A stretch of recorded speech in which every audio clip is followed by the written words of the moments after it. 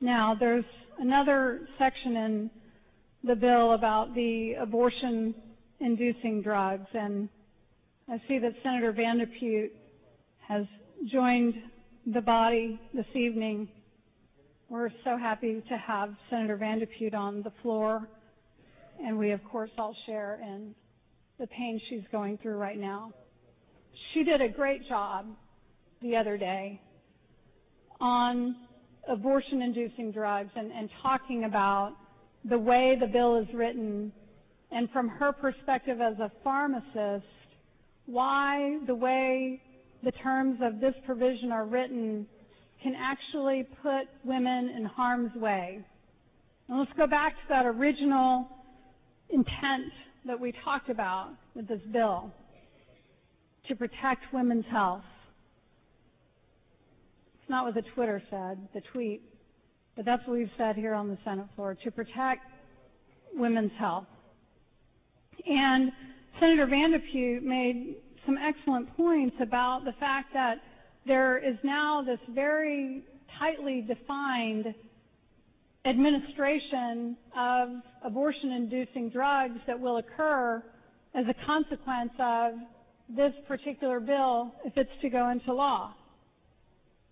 It provides enforcement through the Texas Medical Board, and it requires the Texas Medical Board, interestingly enough, a board that's made up of physicians, to Senator Davis, if you'll excuse me for a moment. Senator Campbell, for what purpose do you rise? Would the gentlewoman yield for questions? I'll not yield at this time. Thank you, Mr. President. Senator Davis declines to yield. Even to a female and a physician? The senator has declined to yield. Thank you, Mr. President. Thank you for your consideration. Thank you, Senator Campbell. Senator Davis. Thank you, Mr. President.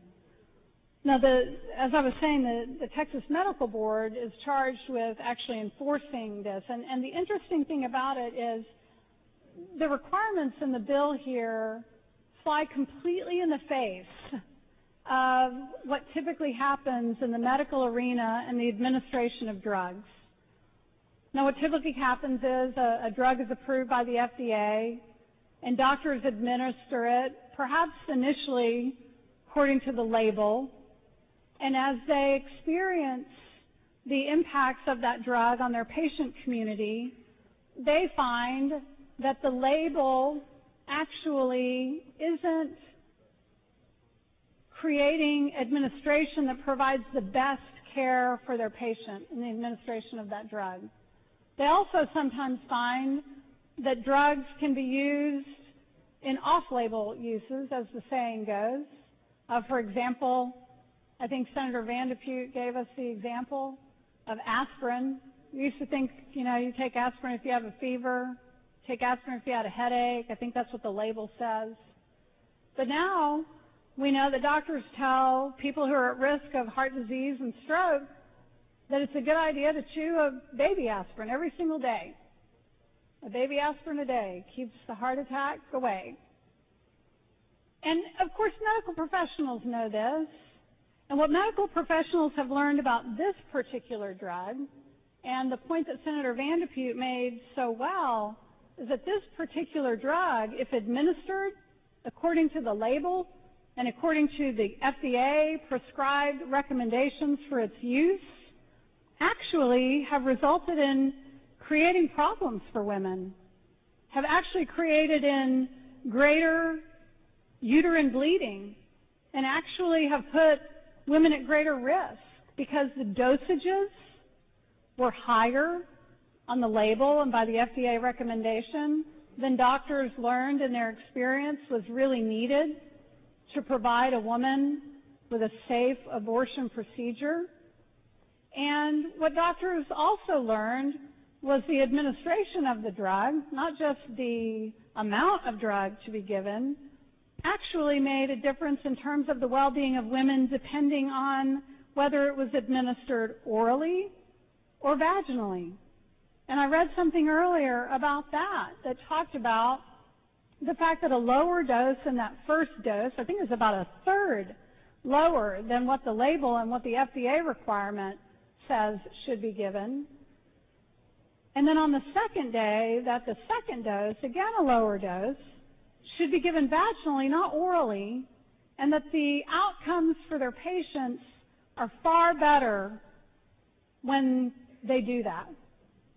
But the legislature has decided, in its all-knowingness, to change that and to subject physicians to standards that they know are not in the best interest of their patients. And then not only are they doing that, but they require the Texas Medical Board to enforce it. A Texas Medical Board made up of doctors who probably know that this is not in keeping with good medical practice, but their legislators told them that they have to enforce it.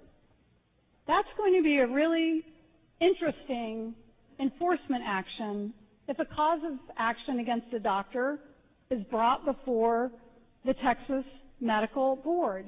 And let's talk about exactly what legislators in their wisdom have decided in place of what doctors have decided in terms of the administration of this drug. First of all, it requires that the physician, before he or she gives or sells or dispenses, administers, provides, or prescribes the drug, to examine the pregnant woman and document in her medical record the gestational age and intrauterine location of the pregnancy. Now, interestingly here, when it says gestational age, it doesn't refer to fertilization date. So if I'm a doctor and other parts of the bill say I've got to document fetal age based on fertilization date, but this particular section of the bill doesn't address that, what if I put the date as being something that's relative to the woman's last menstrual cycle?